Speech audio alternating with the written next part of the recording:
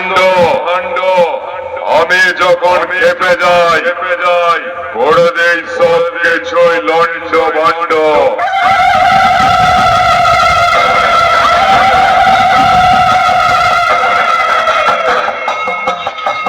হিমালয় থেকে কন্যাকুমারী স্থান আমার কেদারনাথ।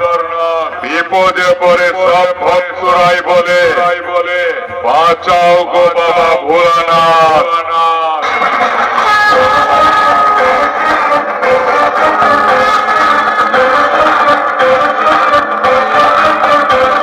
চিকন হাটির বাপির সাউন্ডের মালিক বাপির পক্ষ থেকে এলাকার নাগরিক বৃন্দকে জানাই আন্তরিক অভিনন্দন।